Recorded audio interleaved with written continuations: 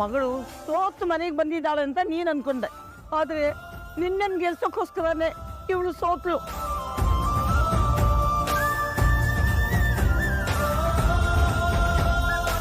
ಅದು ಈ ದೇವ್ರಿಗೆ ಮಾತ್ರ ಗೊತ್ತು.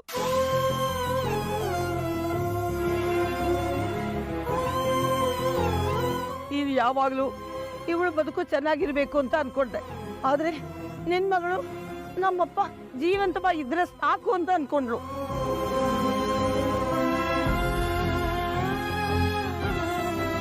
ಇವಳು ಯಾವತ್ತೂ ಮೋಸ ಮಾಡಲಿಲ್ಲ ಕಣೋ ಸತ್ಯ. ಇವಳು ಅವಳ ಗಂಡನ್ನ ಎಷ್ಟು ಪ್ರೀತಿಸ್ತಾಳೋ ಅದರ 10 ಪಟ್ಟು ನಿನ್ನನ್ನು ಗೌರವಿಸ್ತಾಳೆ. ಈಗಲಾದರೂ ನೀನು ಇವಳನ್ನ ಅರ್ಥ ಮಾಡ್ಕೊಳ್ಳೋ ಸತ್ಯ.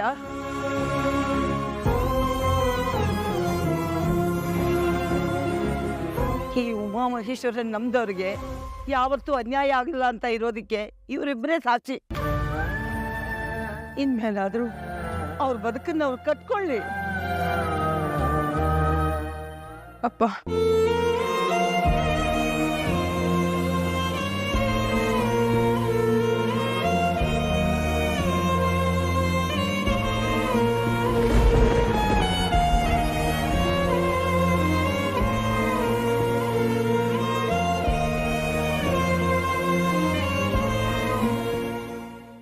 ಅವನು ಯಾವತ್ತೂ ನನಗೆ ಇಷ್ಟ ಆಗಲ್ಲ.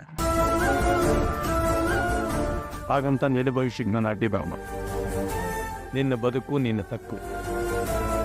ನಿನ್ನ ಮುಂದಿನ ಬದುಕನ್ನ ಹೇಗೆ ಕಟ್ಟಿಗೆಕೋ ಅದು ತಟ್ಕೊಂಡು.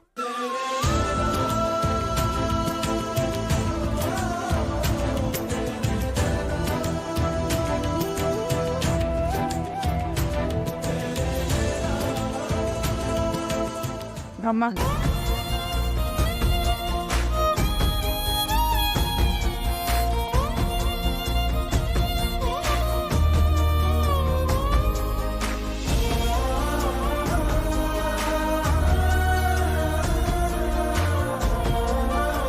Preetham, thank you so much ಮದುವೆ ಹುಡುಗನಾಗಿ ನಾಟಕ ಮಾಡಿದ್ದಕ್ಕೆ.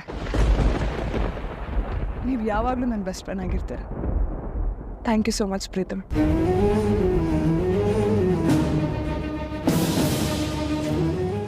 ಅಜ್ಜಿ,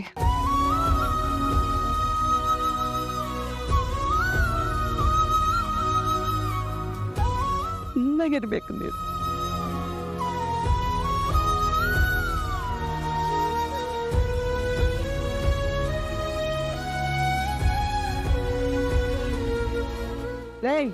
ಹಾಜರಲ್ಲಿ ಇನ್ನೊಂದ್ಸಲ ಇವ್ರ ಕಣ್ಣಲ್ಲಿ ನೀರು ಹಾಕಿಸ್ತೆ ಅನ್ಕೋ. ಹುಡ್ಕೊಂಡು ಬಂದು ನೋಡಿರಿ ಡರ್ಲಿಂಗ್. ಇಲ್ಲಿ ನಾನು, ಅಲ್ಲಿ ಲಕ್ಕಿ. ನೀವಿಬ್ರು ಒಂದಾಗ್ಲಿ ಚೆನ್ನಾಗಿ ಬಾಳ್ಲಿ ಅಂತ ಮಾಡಿರೋ ಪ್ರಯತ್ನಗಳು ಅಷ್ಟಿಷ್ಟಲ್ಲ. ಅದಕ್ಕೆ ಈ ದೇವರು ಆಶೀರ್ವಾದ ಮಾಡ್ದ. ಇನ್ನು ಮುಂದೆ ಆದರೂ ಒಳ್ಳೆ ಗಂಡ ಹೆಂಡತಿ ಅಂತ ಅನಿಸ್ಕೊಂಡು ಸುಖವಾಗಿ ಬಾಳೆ. ಹೋಗ್ಬನ್ನಿ, ಉಜ್ವಲವಾದ ಭವಿಷ್ಯ ಇದೆ ನಿಮಗೆ.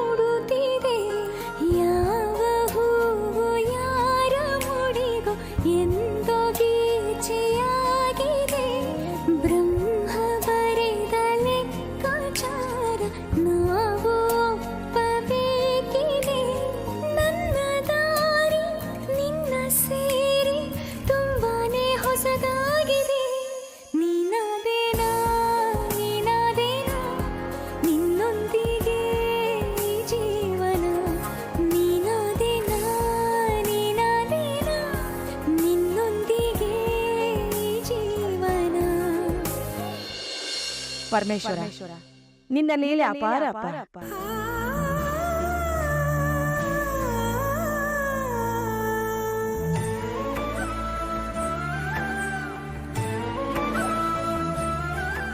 ಬೆತಾಳ, ಒಂದು ಮದುವೆ ಅಂದರೆ ಎಷ್ಟೆಲ್ಲ ಶಾಸ್ತ್ರಗಳು, ಸಂಪ್ರದಾಯಗಳು, ವಿಧಿವಿಧಾನಗಳು ಇರುತ್ತೆ. ಒಂದು ಹುಡುಗಿ ಕತ್ತಿಗೆ ತಾಳಿ ಏರೋದು ಅಷ್ಟೊಂದು ಈಸಿಯಾದ ಮಾತಲ್ಲ ಅಂತ ನಿನ್ನಿಂದ ನನಗೆ ಗೊತ್ತಾಯ್ತು. ಅವತ್ತೇನೋ ಆವೇಶದಿಂದ ತಾಳಿ ಕಟ್ಬಿಟ್ಟೆ.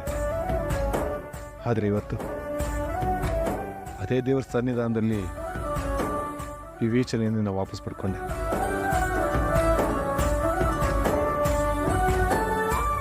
ಮದುವೆ ಶಾಸ್ತ್ರ ಪ್ರಕಾರ ನಡೀದೇ ಇರ್ಬೋದು, ಆದರೆ ಹಾರ ಬದಲಾಯಿಸೋ ಮೂಲಕ ನಾನು ನಿನ್ನ ಹೆಂಡತಿ ಅಂತ ಮನಸ್ಫೂರ್ತಿಯಾಗಿ ಒಪ್ಕೊತಿದ್ದೀನಿ ಬೇತಾಳ. ಭಯಕುಶಲ ಚಿರಜೀವನ ಪ್ರಸುತ ಭರಿತ ಮಂಜುಳತರ ಶೃಂಗಾರೆ ಸಂಚಾರೇ ಅಧರ ರುಚಿತ ಮಧುರಿತ ಭಗ ಸುಧನ ಕನಕ ಪ್ರಶಮ ನಿರತ ಬಾಂಧವ್ಯೇ ಮಾಂಗಲ್ಯೇ ಮಮ ತವ ಸತಿ ಸಮದಶ ಶತ ಮುದ ಮನ ಶುಭ ಸುಮನಲ ಇವ ಸುಸುತ ಸಹಿತ ಕಾಮಂ ವಿರಹ ರಹಿತ ಭಾವಂ ಆನಂದ ಭೋಗಂ ಆಜೀವಕಾಲಂ ಪಾಶಾನುಬಂಧಂ ಕಾಲಾನುಕಾಲಂ ದೈವಾನುಕೂಲಂ ಕಾಮ್ಯಾರ್ಥ ಸಿದ್ಧಿಂ ಕಾಮಯೇ.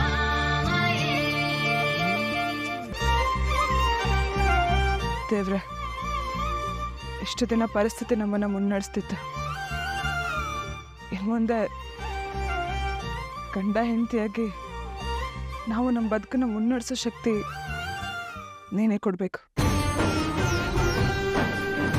ದೇವ್ರೆ, ಇವತ್ತು ನಾನು ಇನ್ಮೇಲೆ ಆಣೆ ಮಾಡಿ ಹೇಳ್ತಾ ಇದ್ದೀನಿ, ನನ್ನ ಬೇತಾಳ ನಾನು ಯಾವತ್ತೂ ಬಿಟ್ಕೊಡಲ್ಲ. ಚೆನ್ನಾಗಿರ್ಬೇಕು ಅಂತ ಆಶೀರ್ವಾದ ಮಾಡಪ್ಪ. ನಮಸ್ತೆ ರುದ್ರಮನ್ಯವ ಉತೋತ ಇಷಭೇ ನಮಃ.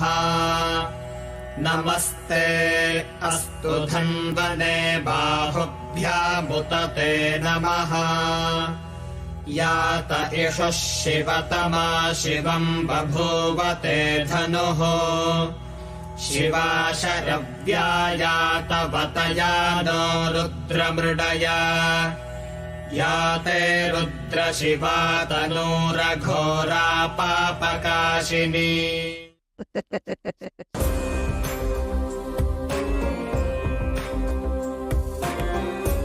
ಇಷ್ಟು ದಿನ ಮಹಾದೇವ ನಿಮ್ಮಿಬ್ಬರ ಪ್ರೀತಿಯನ್ನ ಪರೀಕ್ಷೆ ಮಾಡ್ದ. ಇನ್ ಮುಂದೆ ನಿಮ್ಮಿಬ್ಬರ ಬದುಕನ್ನ ಪರೀಕ್ಷೆ ಮಾಡ್ತಾನೆ.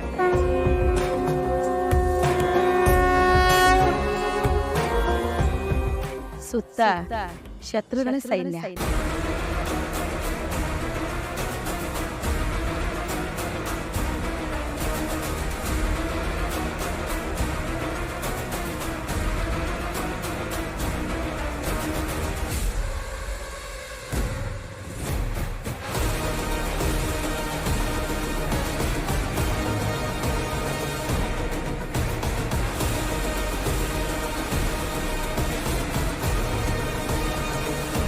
ಅಭಿಮನ್ಯನ ಕೊಲ್ಲಲು ಕೌರವರು ಚಕ್ರವ್ಯೂಹ ಸಿದ್ಧ ಮಾಡದಂತೆ ನಿಮ್ಮ ಒಂದು ಚಕ್ರವ್ಯೂಹವನ್ನು ಸಿದ್ಧ ಮಾಡ್ತಿದ್ದಾರೆ.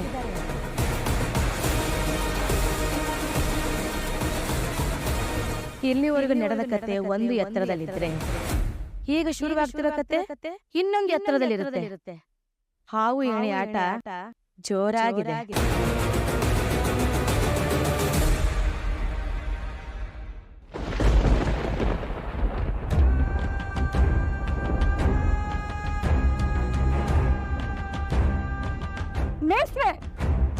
ನಿಮ್ಗೂ ಮಗಳಿದ್ದು ಯಾವನಾದ್ರೂ ಹೀಗೆ ಕೈ ಕೊಟ್ಟು ಓಡೋಗಿದ್ರೆ ಏನ್ ಮಾಡ್ತಿದ್ರಿ ನೀವು?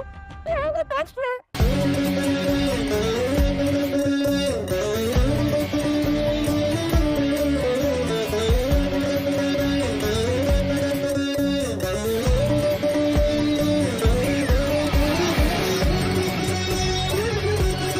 ಮಾತಿಗೆ ತಪ್ಪದ ಮಗ, ಮಾತಿಗೆ ತಪ್ಪದ ಮಗ ಅಂತ ಹೇಳಿ ಹೇಳಿ ನನ್ನ ಪುಟ್ಟನ ಕೊಯ್ದು ಬಿಟ್ರಲ್ಲ. ಈಗ ನನ್ನ ಮಗಳ ಸ್ಥಿತಿ ಏನು? ಅರೆ ಏನು?